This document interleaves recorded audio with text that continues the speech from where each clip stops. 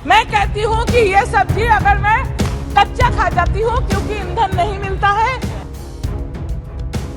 ऐसा क्या हुआ कि भरे सदन में सांसद को खानी पड़ी कच्ची सब्जियां और क्यों कहा उन्होंने मुर्दों को देनी पड़ेगी जीएसटी की बात। महंगाई इस कदर हो गई है और सरकार चुप्पी साधी हुई है। जी हां, ये कड़वे बोल हैं doctor Kakoli Ghosh Dastidar MP TMC की। एलपीजी सिलेंडर ये चंद महीनों में चार बार एलपीजी सिलेंडर का दाम बढ़ा। जिन्होंने संसद में महंगाई पे चर्चा के दौरान ये कटाक्ष किया है वर्तमान सरकार बीजेपी पर। उनका ये कहना था कि कोरोना की वजह से देश ऑलरेडी महंगाई और गरीबी का सामना कर रहा है। कोविड के बाद से देश अभी संभल नहीं पाया है और ऐसे में इस तरह से फ्यूल और ऑयल और हर सामान का रेट बढ़ता जनता के लिए किसी भी तरह हित में नहीं है। जब भी महंगाई पर बात करो तो सरकार की जुबान से एक ही शब्द आप सुनते होंगे, वह शब्द होता है कोरोना और लॉकडाउन। जब लॉकडाउन और कोरोना वायरस से अभी तक रिकवरी नहीं हो पाई है तो आखिर कब तक जनता को महंगाई का सामना करना पड़ेगा। और गवर्नमेंट को इस पर सोचने की जरूरत है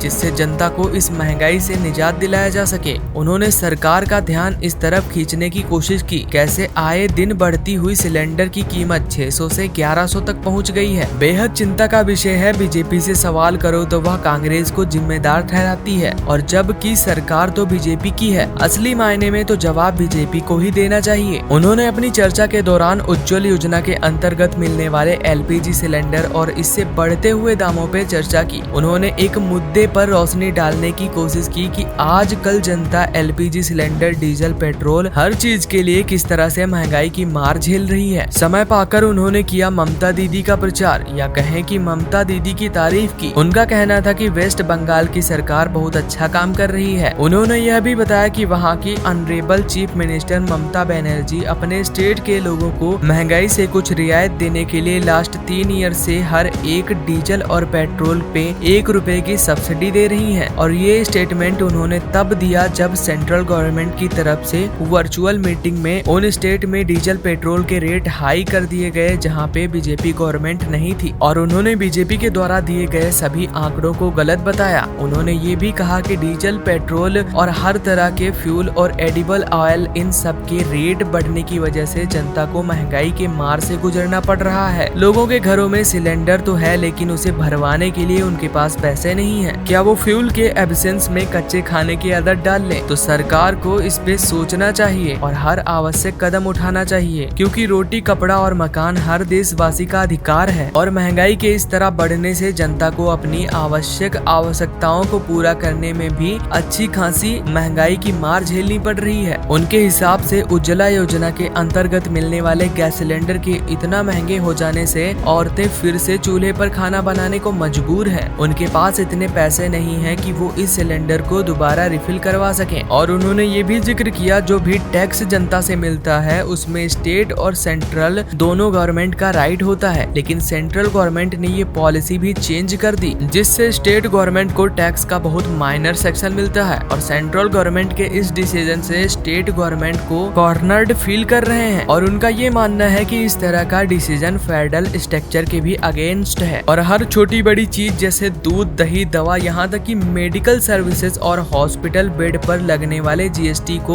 उन्होंने जनता के साथ नाइंसाफी बताया। और ये कहा कि कहीं ऐसा ना हो कि मरने पर भी जीएसटी लगा दी जाए, जो कि अपने आप सोचने वाली बात है। उन्होंने यह भी कंपैरिजन किया कि इंटरनेशनल मार्केट में कच्चा तेल सस्ता होने के बाद भी इंडिया में डीजल और पेट्रोल के रेट लगभग 94% तक बढ़ाए गए हैं। अतः ये महंगाई एक बेहद अहम मुद्दा है जिस पर सरकार को सोचना और जरूरत अनुसार कदम उठाने की जरूरत है। कैसा लगा आपको हमारा वीडियो कमेंट में जरूर बताएं। साथ ही हमारे इस वीडियो को अपने दोस्तों और रिश्तेदारों के साथ ज्यादा से ज्यादा शेयर करें।